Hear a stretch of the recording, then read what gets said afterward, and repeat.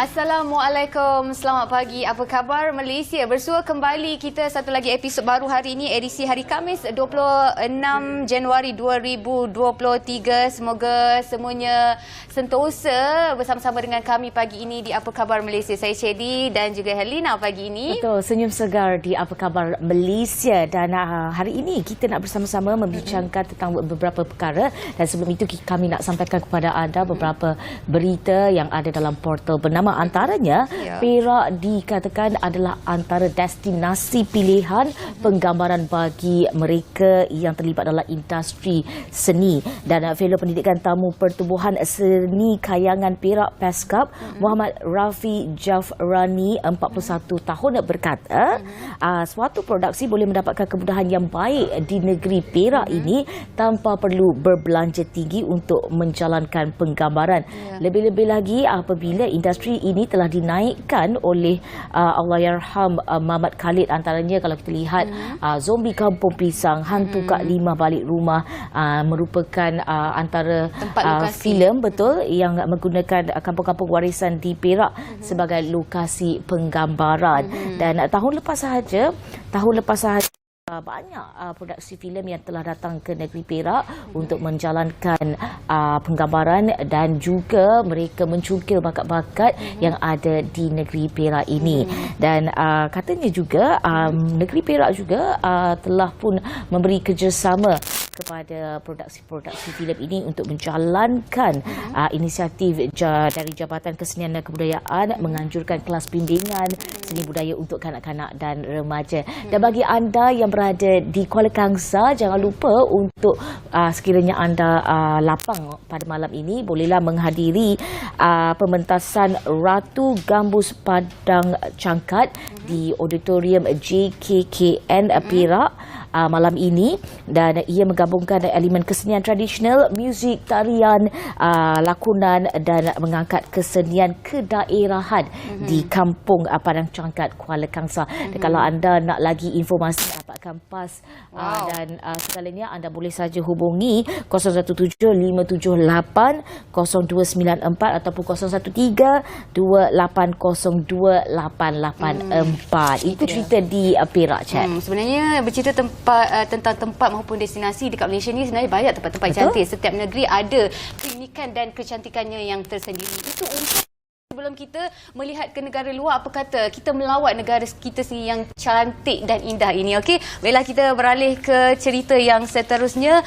Ini sesuatu yang agak menyedihkan juga di mana di Gua Musang seperti yang kita ketahui jalan rosak dan penduduk Post Gop berhadapan dengan pelbagai masalah, dan antaranya beberapa isu lah, termasuk tidak dapat menghantar anak ke sekolah, mendapat bantuan perubatan bulanan dan membeli bekalan makanan. Ekoran jalan perhubungan rosak akibat cuaca hujan. Malah penduduk mendakwa beberapa kenderaan milik mereka juga mengalami kerosakan akibat digunakan untuk meredah jalan yang berselut tebal semenjak Ogos tahun lepas. Dan antara yang pernah dilakukan pengurusi jawatankuasa pernah cuba untuk meredah jalan itu untuk membuat urusan yang banyak, tapi tergendala juga di bandar Gua Musang, tetapi kenderaannya tidak dapat bergerak dan tersangkut di dalam lumpur tebal sejak dari Oktober lepas lagi sehingga kini kenderaan pacuan 4 roda Toyota Hilux juga masih lagi dalam lumpur di sana dan sudah 6 bulan terpaksa dibiarkan di tempat itu. Itu yang diberitahu. Dan keadaan jalan yang rosak juga teruk juga kan anak-anak di Post Gop itu tidak dapat melakukan aktiviti, tidak dapat ke sekolah sejak Disember lepas, dan hanya dapat melakukan pembelajaran atau pengajaran dilakukan mengulang kaji di rumah sendiri sahaja. Itu yang diberitahu oleh penduduk di sana. Dan perkara ini sangat merisaukan juga, takut ada di antara anak-anak di kawasan Gua Musang itu tidak dapat memasuki ke peringkat sekolah menengah di tingkatan 1 bermula Mac ini. Apa yang kita harapkan kita percaya ada pihak-pihak berwajib yang cuba untuk meredah masuk ke kampung Post Gop itu, tapi mungkin disebabkan faktor cuaca itu menghalang dan membantu mereka untuk masuk memberi bantuan disebabkan musim hujan itu sendiri. Bila Inilah kita harapkan juga apa-apa pun segalanya dipermudahkan dan disegerakanlah juga dengan tindakan yang sewajarnya, apa yang patut dilakukan terhadap penduduk post GOP ini. Dah betul. Berikutan banjir dan keadaan cuaca pada ketika ini yang tidak menentu, terutamanya di Johor, di mana lebih 3,000 mangsa telah ditempatkan di PPS. Orang ramai juga dinasihatkan agar menghentikan sementara sebarang aktiviti perkhemahan dan rekreasi di daerah Kota Tinggi. Dan Ketua Polis Daerah Kota Tinggi, Superintendent Husin Zamura berkata ia bagi mengelakkan sebarang perkara yang tidak diingini seperti kejadian sekumpulan individu terperangkap ketika berkemah di Tanjung Lompat. Dan kalau kita lihat juga beliau juga meminta sama ada penutupan tapak perkemahan susulan 35 orang yang terperangkap itu adalah tiada sebenarnya arahan penutupan, cuma mereka sebenarnya menggalakkanlah, menasihatkan kita agar menghentikan sementara.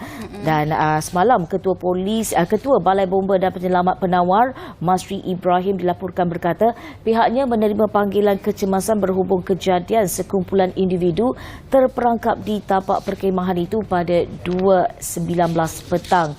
Beliau berkata kesemua individu berkenaan berjaya diselamatkan menerusi laluan alternatif berdekatan sebuah hotel. Sementara itu, Husin juga berkata keadaan banjir di Kota Tinggi masih dalam keadaan terkawal dengan 6 PPS telah dibuka dan tiada jalan utama di daerah itu terputus hubungan.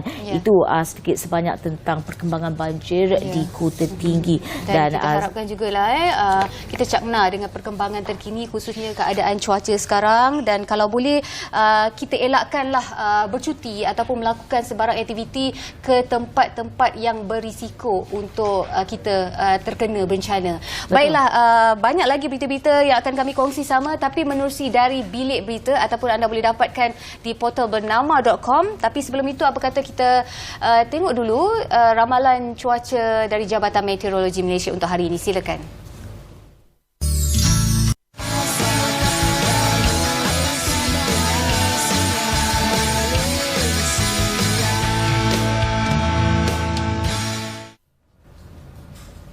Hai, bertemu kembali dalam Apa Khabar Malaysia. Senyum segar bersama kami di Apa Khabar Malaysia. Baik, kali ini kita nak membincangkan tentang anak tempatan dalam paradigma pembangunan sukan negara. Dan untuk itu, kita bersama dengan dua tetamu hebat kita di studio pada ketika ini, iaitu di sebelah kanan saya adalah Profesor Dr. Muhammad Saleh Aman, Profesor Kehormat Fakulti Sains dan Sukan dan Sains Exercise Universiti Malaya, dan juga Dr. Nur Iza Zainal Abidin, Pensyarah Kanan Fakulti Sukan dan Sains Exercise Universiti Malaya. Terima kasih kerana sudi bersama dengan kami di Apa Khabar Malaysia.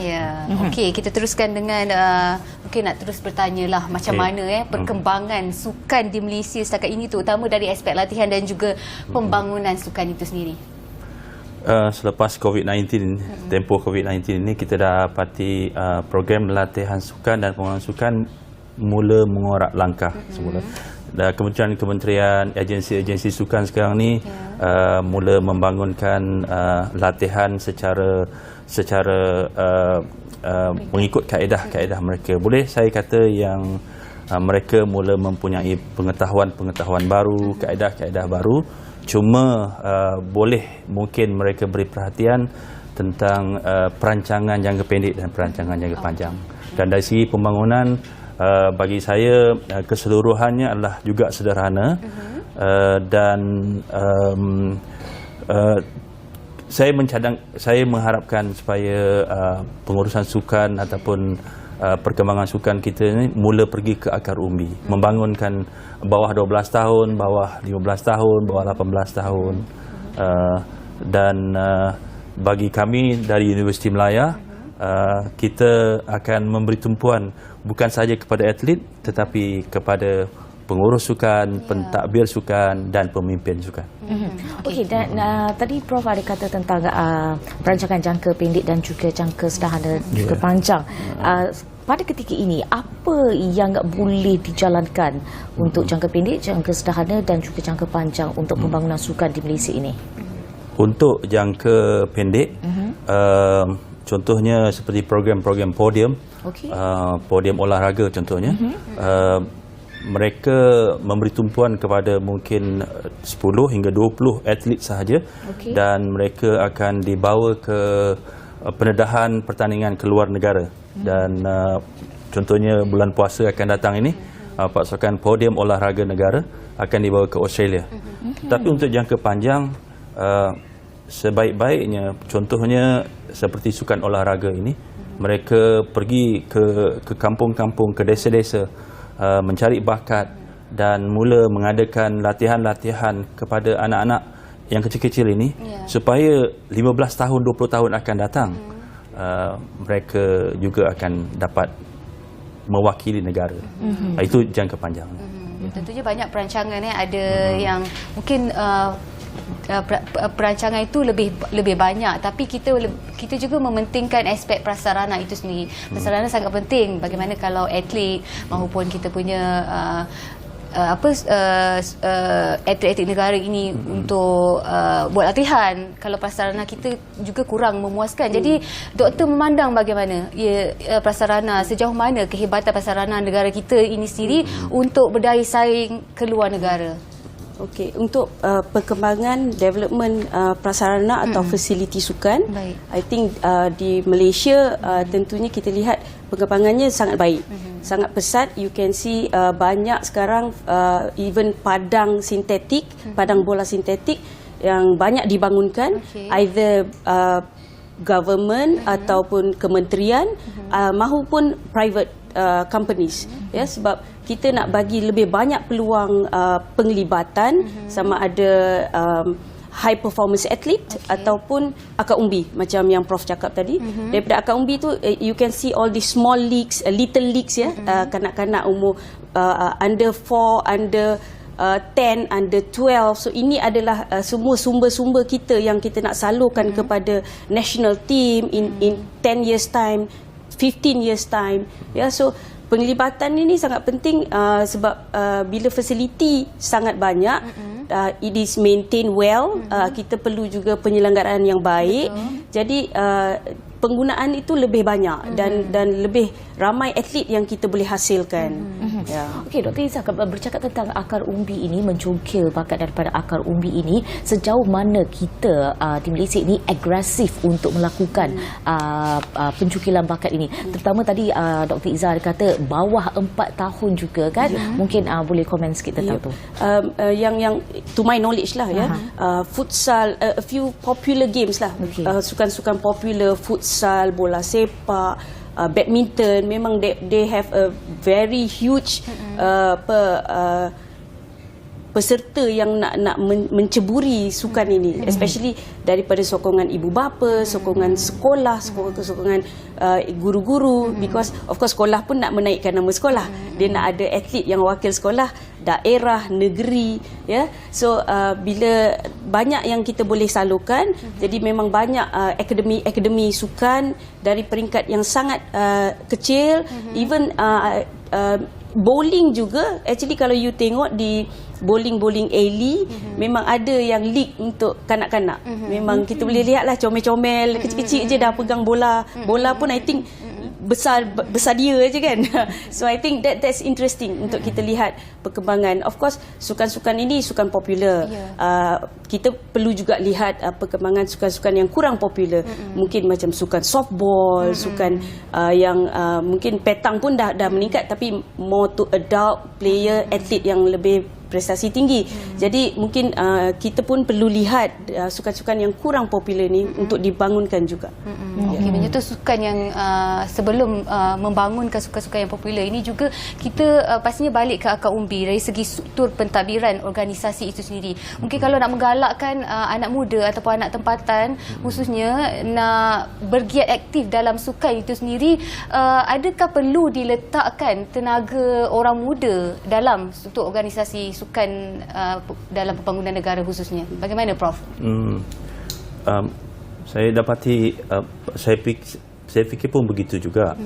Perlu ada campur tangan, ada program-program yang diinisiatkan oleh pihak kerajaan oleh contohnya Kementerian Belia dan Sukan dan menggalakkan pelibatan pemimpin-pemimpin muda dalam kalangan belia ini menjadi jurulatih dan memimpin di peringkat akar umbi. Terutama sekali kita dapati macam perkembangan sukan tertumpu kepada sukan-sukan yang popular sahaja, badminton, diving, bola sepak, hoki. Dan sukan-sukan yang lain tu sebenarnya sangat bergantung kepada program yang diturunkan oleh kerajaan. Jadi memang sangat penting sekali penglibatan pihak kerajaan, agensi-agensi seperti daripada Kementerian Pendidikan dan juga peranan komuniti turun dan menyediakan program untuk program akar umbi.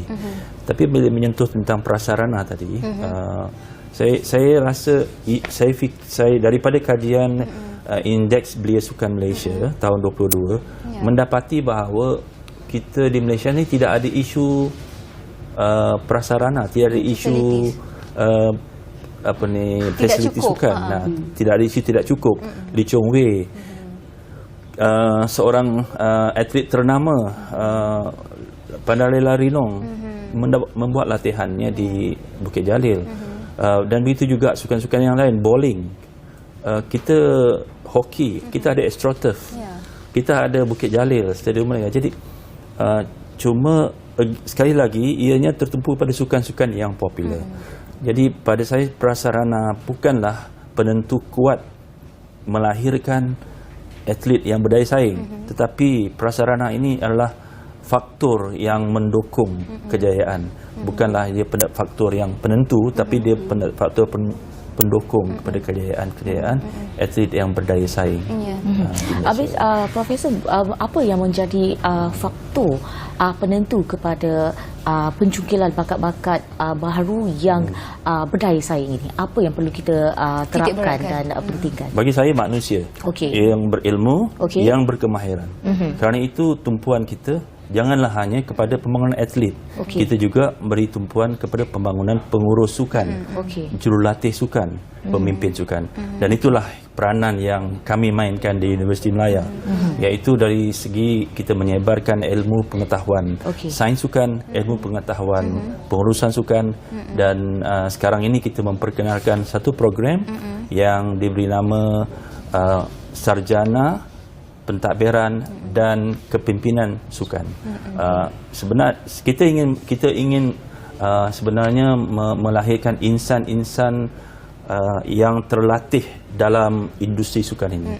Lebih-lebih lagi sekarang ini sukan bukan lagi aktiviti masa lapang, bukan hanya satu aktiviti yang suka-suka. Sukan sekarang ni duit. Sukan dia dah melibatkan satu sektor, sektor ekonomi. Kerana itu perlu sekali pengurus-pengurus sukan di agensi-agensi sukan meningkatkan ilmu mereka, kemahiran mereka, agar mereka dapat mentadbirkan urusan keuangan, mentadbirkan urusan konflik manusia dalam agensi sukan, dan sepertinya. Okey. Baik. Dr. Hinsa, kalau kita nak tanya juga, adakah kita sebenarnya sudah bersedia untuk mengurangkan, kalau kita lihat program naturalisasi ahli sukan dan misalnya, dan juga bagaimana kita nak meningkatkan program cungkil bakat ini? Kita nak seimbangkan, turunkan ni, naikkan yang ni. Alright, ini memang isu yang hangat lah. Betul. Piala AFF yang baru-baru ni, bila Sergio Aguero gol menentang Laos, ada pihak media daripada negara jiran memang dia buat caption 100% Malaysian. Dia peli memeli lah, sebab last time we used to do that to them, right? So I think isu naturalisasi ni actually tidak menjadi masalah besar, sebab kalau kita ada program pembangunan kita sendiri yang boleh supply all these athletes, is actually this is just in time probably naturalisasi ni akan berkurangan. Bila kita sendiri boleh supply atlet kita yang berkualiti, mungkin kalau tak cakap sama taraf, mungkin kita menuju ke taraf yang sama. Program naturalisasi ni I think it's not an issue, bukan isu yang besar. Kita kebergantungan kepada naturalisasi ni mungkin akan reduce dia punya number in future. Don't worry, insyaAllah. Okey. Dan kalau kita lihat, saya tak pasti kalau sekolah. Okey, kita nak berehat seketika, kita kembali selepas ini. Kita ingin sambung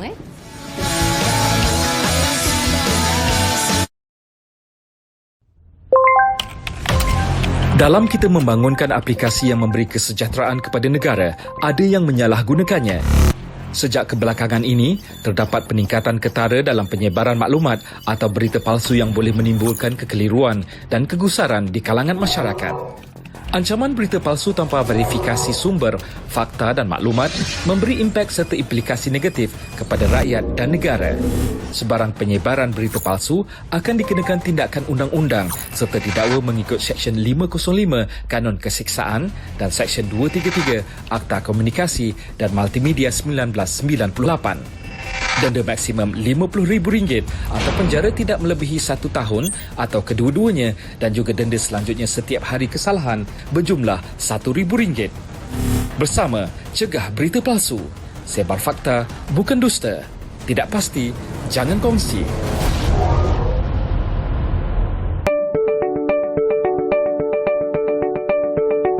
Saya memberi jaminan bahawa kita akan angkat negeri Sabah ini dalam beberapa tahun lagi sebagai sebuah negeri yang maju.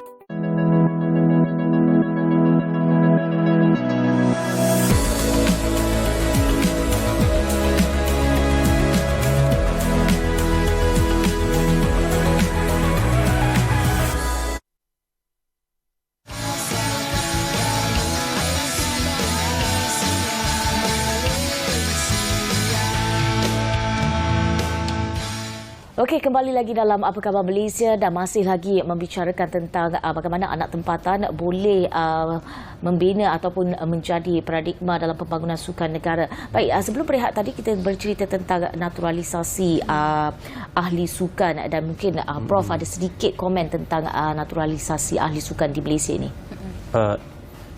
Pada pendapat saya, naturalisasi untungnya negara Malaysia ni hanya tertumpu kepada sukan bola sepak saja. Okey. Janganlah sampai melarat ke sukan-sukan yang lain. Dahulu kita ada, contohnya tahun 1990-an Adam Malik dalam sukan tenis. Bagi saya program naturalisasi ini jalan singkat. Dia hala tujuannya tidak jelas. Okey. Jadi janganlah kita bergantung kepada naturalisasi semata-mata. Program mencungkil bakat ni harus diteruskan dan sepatutnya kita dah ada struktur di Kementerian Pendidikan dan kita tidak boleh menyebut memulakan atau meningkatkan. Dia sepatutnya merupakan aktiviti yang berterusan. Dan kita berharapkan dengan meningkatnya program mencungkil bakat, program tempatan dilakukan oleh jurulatih tempatan, diuruskan oleh pengurus daripada tempatan ini, kita semakin lama semakin kurang bergantung kepada naturalisasi. Saya sokong sebenarnya perkara itu sebab kalau permainan itu diwakili oleh Malaysia, pemainnya Malaysia, jurulatih Malaysia, lebih wujud rasa cintakan negara, semangat kepada negara itu lebih tinggi. Kalau kita bermain dengan pemain-pemain import ni, kita rasa macam alah, dia bukan Malaysia sangat macam tu. Okey. Tapi penting juga untuk kita berdaya saing dan kita mungkin memerlukan saingan daripada negara luar. Baik, kita ni banyakkan international games macam tu kan. Tapi dari pengalaman kita baru-baru ni, kita mendapati bahawa apabila pemain naturalisasi ini bercampur dalam satu pasukan, timbul dalam surat khabar mengatakan, oh, tidak serasi. Itu masalah yang pertama. Kemudian yang kedua, mereka juga sebenarnya adalah dikatakan ada antaranya yang malas. Jadi bukanlah naturalisasi ini segala-galanya yang baik-baik juga. Cuma dari segi sudut positifnya, mereka ini semua profesional. Kalau atlet profesional, mereka menuntut pengurusan yang profesional, tetapi pengurusan kita tak sampai level tu. Pengurusan pasukan negara kita, pengurus-pengurus kita belum sampai ke tahap professionals.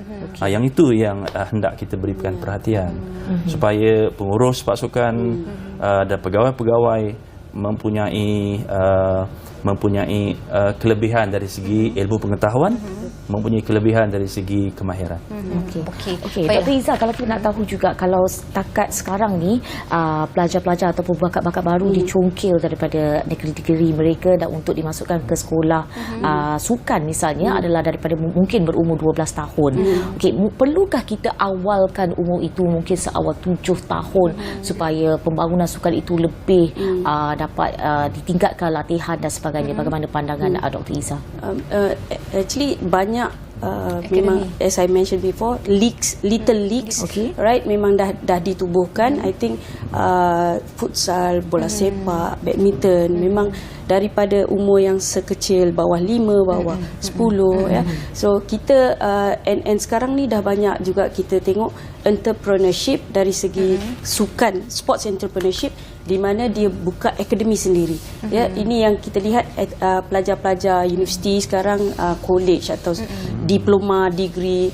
So ini adalah ilmu sukan, sains sukan yang dia keluar with that knowledge. Dia buka akademi, coaching and even pentadbiran. Itu yang kita cuba emphasize ialah ilmu sains sukan perlu diterapkan, perlu diaplikasikan apa yang dia belajar, apply in real world, in career. So ini juga membantu dari segi perkembangan sukan negara kita juga.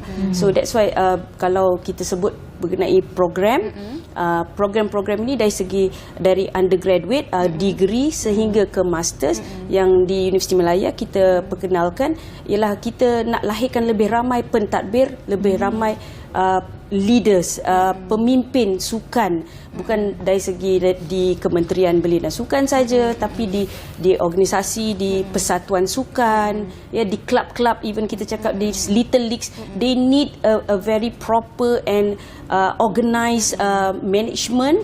Kalau tidak ada yang organized management ni, bagaimana kita nak uruskan peserta-peserta kita, our small athletes ni perlu juga, ya. So itu yang kita lihatlah keperluan di situ. Selaku pensyarah juga ya Dr. Iza, mungkin ada cadangan daripada Dr. Iza sendiri bagaimana nak menambah baik dari segi aspek pendidikan itu sendiri dan juga latihan untuk memberi, orang kata, anak Malaysia ni lebih bermutu tinggi, boleh berdaya saing dengan ahli sukan di luar sana.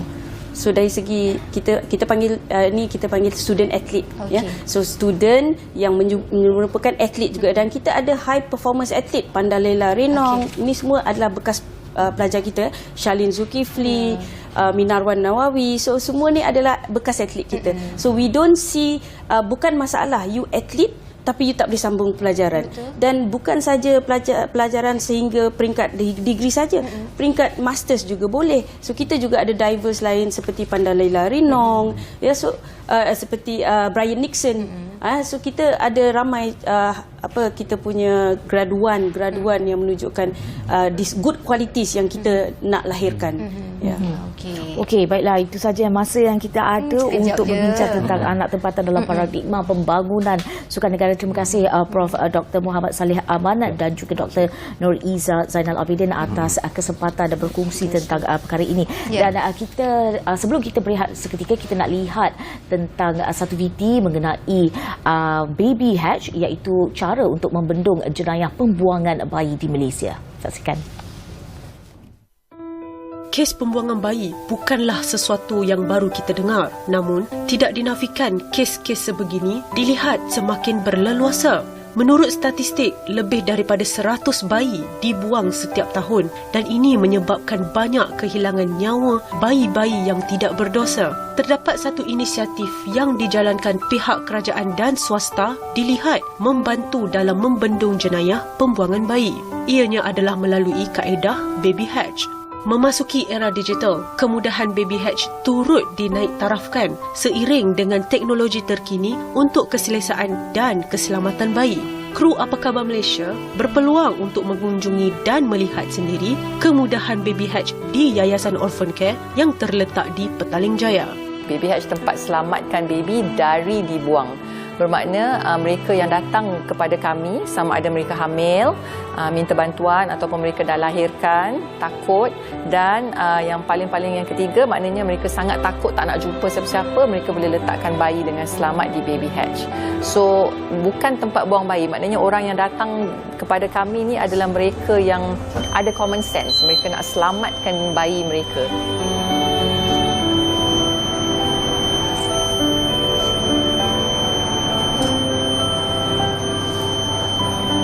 Tidak dapat dinafikan perspektif negatif masyarakat terhadap kewujudan program baby hatch di orphan care ini ketara pada awalnya. Namun, ia semakin lenyap ditelan waktu.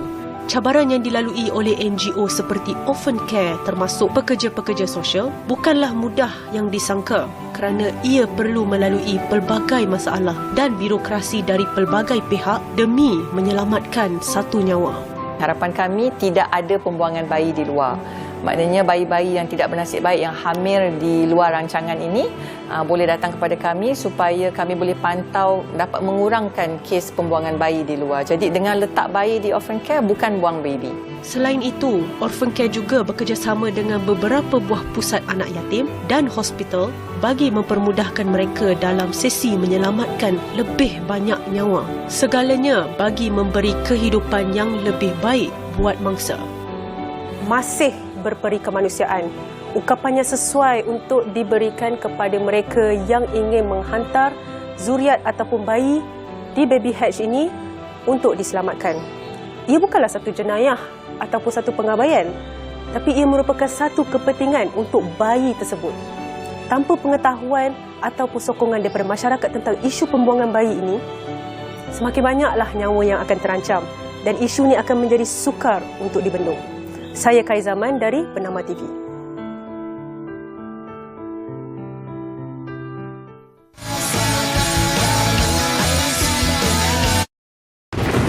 Persediaan sebelum menghadapi banjir. Peka terhadap amaran banjir. Simpan dokumen penting dan sediakan beg kecemasan. Bersedia untuk berpindah sekiranya diarahkan pihak berkuasa. Langkah-langkah dilakukan semasa banjir. Dapatkan maklumat situasi terkini daripada sumber yang sahih. Berpindah segera apabila diarahkan. Jangan sentuh mana-mana peranti elektrik dalam keadaan basah. Jangan cuba harungi air deras. Langkah-langkah dilakukan selepas banjir. Jangan hampiri talian elektrik yang putus atau jatuh. Elakkan memakan makanan yang terkena air banjir. Elakkan terdedah kepada air banjir supaya tidak dijangkiti penyakit berjangkit bawaan air. Pulang ke rumah hanya setelah situasi disahkan selamat.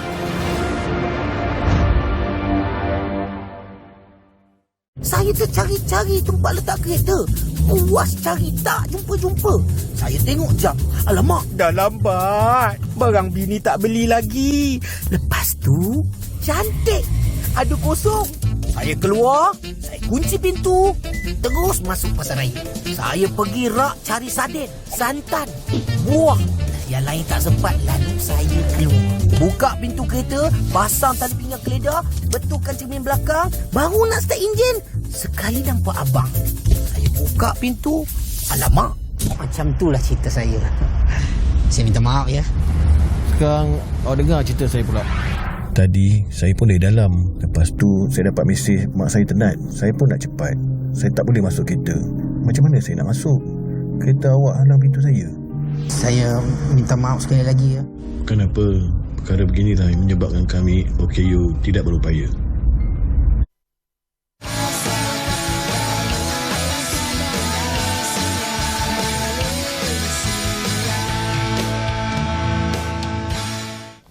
Kembali bersama kami di Apa Khabar Malaysia. Saya Cedi dan juga Helena di sini. Baik, Sira beri tumpuan ya untuk satu topik yang cukup menarik, cerita pasal scam lagi. Scam selalu sangat kita bagi peringatan, kesedaran kepada anda, tapi masih lagi ada yang terjerat dengan scam ini. Kenapa ramai yang terjerat? Sebab saya rasakan scam ini bukan satu isu yang baru sebenarnya kan, tapi pelbagai usaha kesedaran telah dilakukan, tapi masih lagi ada yang terjerat kerana scammer. Sebab kita tahu scammer ni dia pun perlu upgrade dia punya skill untuk menipu ataupun scam orang ramai kan. Itu bijaknya. Baiklah, untuk itu bercakap tentang scam, kenapa ramai terjerat, kita bersama dengan pengamal undang-undang, Tetuan Asia dan Hisam Cawangan Bangi, iaitu Encik Ahmad Ziadi, Datuk Zaidun. Terima kasih kerana sudi meluangkan masa seperti yang saya katakan tadi. Sebagai permulaan mungkin boleh jelaskan, kita ni senangnya terjerat dengan scammer ni. Kenapa? Walaupun dah banyak kesedaran, dah diingatkan berulang kali. Kenapa? Okey, saya setuju dengan apa yang dikatakan oleh Cik Yat sebentar tadi. Isunya adalah tentang kalau mengikut statistik, ianya memang very consistent. Maknanya setiap tahun 500 juta aduan 13,000. Maknanya kita boleh kata isunya rampant, bukan sesuatu isu yang biasa-biasa dan picis. Persoalan yang paling pokok yang perlu kita tangani dalam hal ini, mungkin ada banyak sebab. Tetapi saya, pada hemat saya, untuk tujuan diskusi pada hari ini, saya merasakan perspektif yang paling tinggi adalah tentang kecaknaan terhadap undang-undang. Bila kita betul-betul cakna terhadap undang-undang, maka agak sukar untuk berlaku penipuan secara atas talian ataupun penipuan online ini. Saya bagi contoh. Kalau tiba-tiba ada panggilan telefon, kemudian telefon dimaklumkan daripada mahkamah misalnya. Pertama sekali, mahkamah ni terlalu mustahil untuk buat panggilan telefon. Dia punya kes betapa banyaknya lah. Soalan yang paling senang ditanya, okey, mahkamah siapa? Yang Arif ke? Yang Arif Hakim ke yang call? Mustahil saya boleh katakan yang Arif Hakim untuk membuat panggilan telefon. Kedua, proses untuk mengambil tindakan itu bukan semudah itu. Saya boleh kata sekiranya ada orang gagal membuat bayaran kereta ataupun bayaran rumah, ianya tidak semudah dengan satu panggilan telefon, maka anda wajib membayar sekarang, kalau tidak anda dikenakan hukuman penjara dan denda. Proses itu sangat panjang. Saya boleh katakan ada pemfailan saman, endorsement mahkamah, penzahiran dokumen, jumpa mahkamah 3-4 kali, kemudian barulah keluar perintah. Perintah ini pun bukan semudah, saya ada perintah depan tangan saya ni, anda kena bayar sekarang. Tidak. Ini perlukan satu servis ataupun penyampaian yang tuntas dan lunas. Maka saya boleh katakan, walaupun terdapat banyak peringatan-peringatan, sebenarnya persoalan paling pokok adalah pengetahuan undang-undang. Bila kita cakna undang-undang. Contoh kalau LHDN call, misalnya kan, kuasa LHDN untuk mengambil tindakan ada notis. Ada di bawah Seksyen 103 Akta Cukai, ada notis. Dia tidak semudah tiba-tiba anda kalau nak lari daripada cukai ataupun nak selesaikan masalah ni, masukkan dalam akaun saya pula tu. Kalau kita betul-betul cakna terhadap undang-undang, kalaupun tertipu memang pegawai LHDN yang call, tetapi adakah logik wang itu dimasukkan dalam akaun peribadi? Ianya adalah sesuatu yang sangat jauh daripada pengetahuan dan kecaknaan undang-undang. Menjawab persoalan yang pertama tadi, saya boleh kata perkara paling pokok perspektif bagaimana kita mencakna undang-undang dengan baik di Malaysia. Maknanya kita lah yang kena lebih bijak sikit. Dan saya kira ada orang kata grey area kalau antara undang-undang dan juga scammer ini. Bagaimana kita nak betul-betul tahu yang ni betul-betul real call from authority untuk minta kita duit dan sebagainya. Saya tahu kadang-kadang mahkamah ni saya pernah lah juga dapat call kan. Telefon hari Ahad mana lah diorang buka kerja kan. Satu lagi guna pula nombor handphone, bukan nombor pejabat. Betul. So bagaimana kita nak bezakan antara yang betul-betul real dengan betul-betul scammer ni. Itulah sebabnya tadi saya bagi satu contoh yang dapatan yang begitu realistik. Contoh kalau kita tidak bayar kereta ataupun tidak bayar rumah, ketakutan dalam hati itu mesti menunggu ada pihak bank ataupun seseorang yang akan memanggil dan membuat panggilan telefon. Tetapi kalau kita benar-benar cakna undang-undang untuk merampas kereta, untuk merampas ataupun menyita rumah, prosesnya adalah satu proses yang memerlukan satu proses yang agak panjang dan teliti. Kertas kausa, saman dan sebagainya. Menjawab mudah persoalan itu senang je. Mana saman mahkamah, boleh saya dapatkan saman mahkamah, saya nak semak saman mahkamah. Tetapi kalau sekiranya kita nak teliti dengan lebih dalam, rujukan harus diberikan kepada orang yang cakna undang-undang lah, pengamal undang-undang atau misalnya. Dan sebenarnya macam apa yang Cik Yat dengan ni tadi bagi tahu, logik itu tidak sampai. Telefon hari Ahad, masukkan akaun peribadi, yang Arif Hakim, saya yang Arif Hakim ni, sila masukkan akaun peribadi saya. Dia tidak kena, dia tidak jive kan. Bagi saya kalau ada pengetahuan undang-undang yang baik, insya-Allah kita boleh. Dan kadang-kadang kita sebenarnya itu kalau tentang pembayaran hutang dan sebagainya. Kadang-kadang ada juga scammer yang call, anda telah menang percutian ke sini, tapi kalau nak menang ni nak dapatkan tebus ni kena bayar 5,000 dan sebagainya. Itu antara taktik yang digunakan.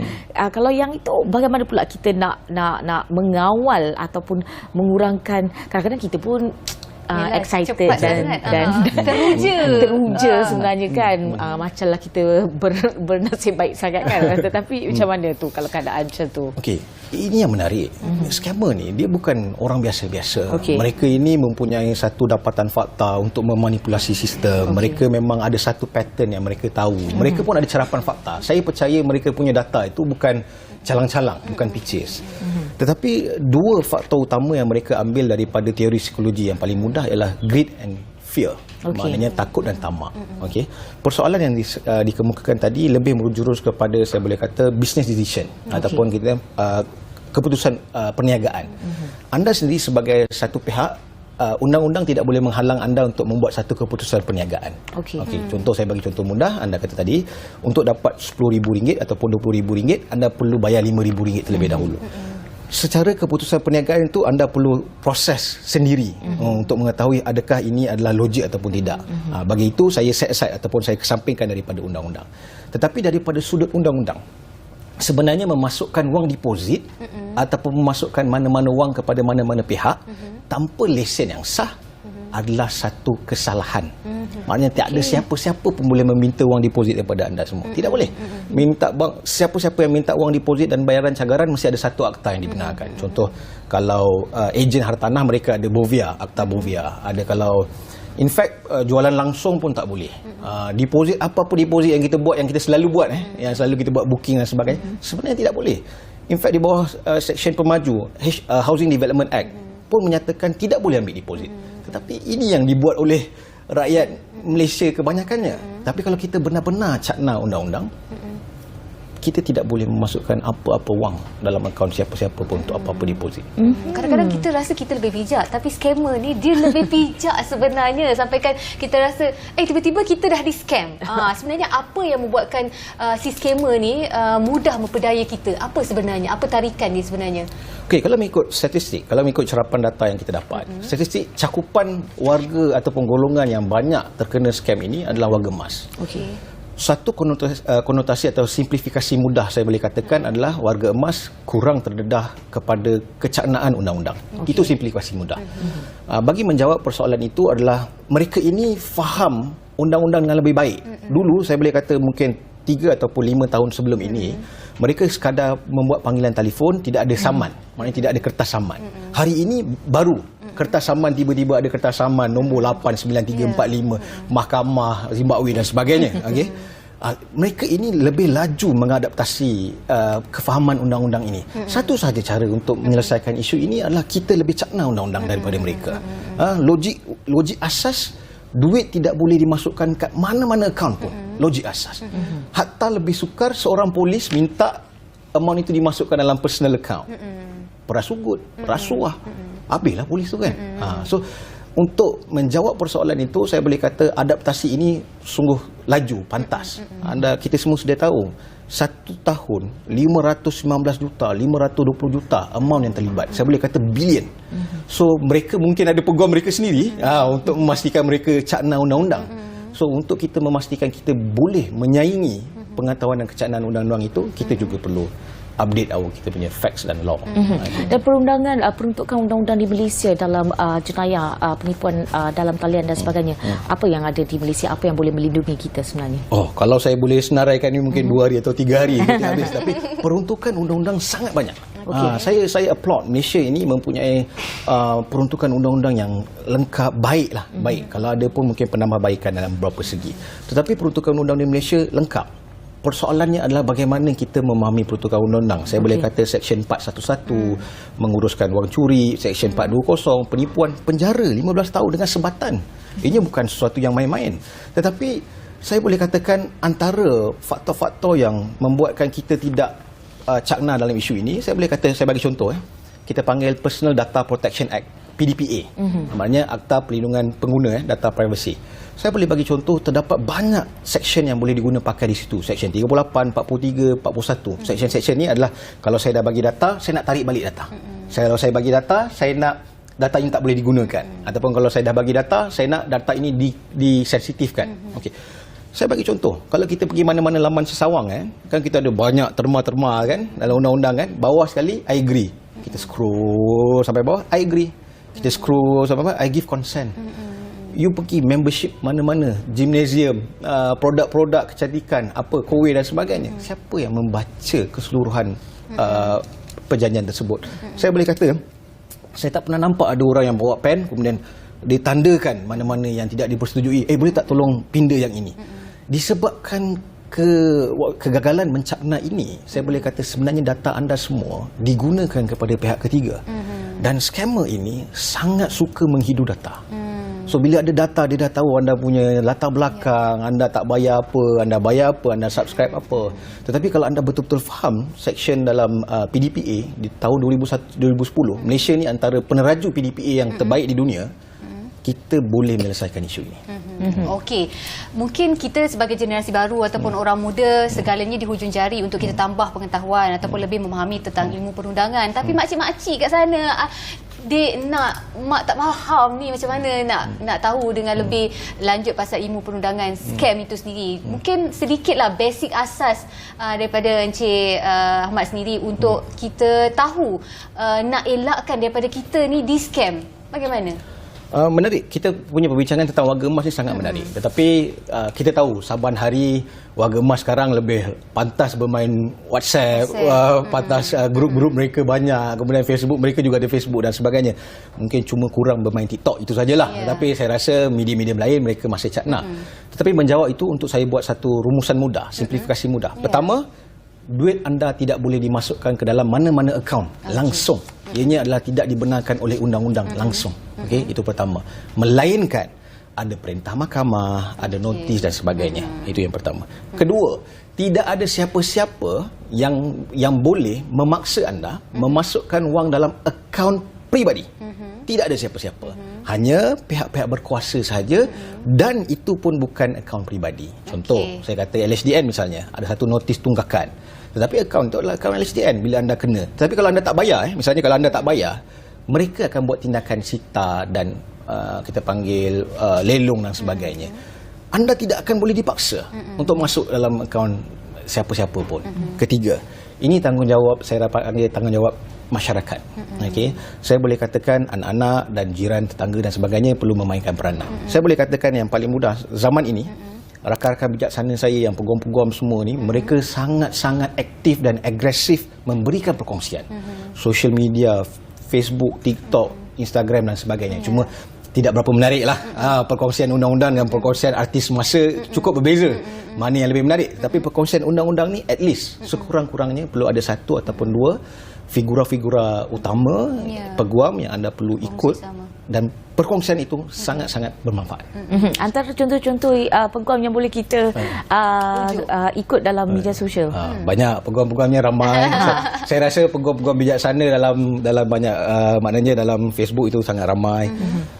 Kalau saya sebutkan ni nanti ada yang kata kenapa tak disebutkan pula. Tetapi ramai. Saya boleh kata banyak pendedahan tentang ilmu pengetahuan tentang kesedaran scammer itu sendiri. Cuma kita lah yang kena bijak sebenarnya kan, nak menilai ini betul ataupun tidak. Tapi sebijak-bijak kita, pastikan kita juga berhati-hati dan juga waspada ya, sebab scammer kat luar sana lebih bijak daripada kita juga.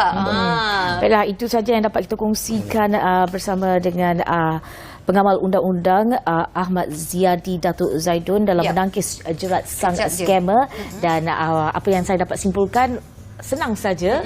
Logik dia orang takkan telefon hari, malam, Sabtu, Ahad. Itu satu. Satu lagi, jangan masukkan duit kepada mana-mana akaun yang anda tak kenal, especially akaun-akaun peribadi, kerana ada kedai-kedai akaun yang menggunakan data-data anda itu. Kita mungkin orang muda kita berani, makcik-makcik kat luar sana ataupun ibu-ibu kita, jangan takut dengan scammer ni. Kalau pakai nombor handphone itu mustahil, bukan daripada LHDN, bukan daripada peguam, bukan daripada mahkamah. Okay? Sedikit informasi yang kita dapat kongsikan bersama pada hari ini. Terima kasih kepada tetamu kita. InsyaAllah kita jumpa di lain masa. Saya Cedi undurkan diri. Assalamualaikum. Bye.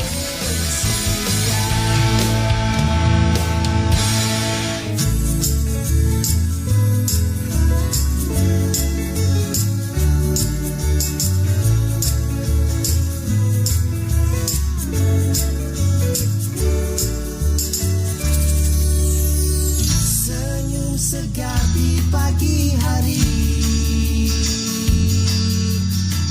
Terus bangkit yakin berdiri.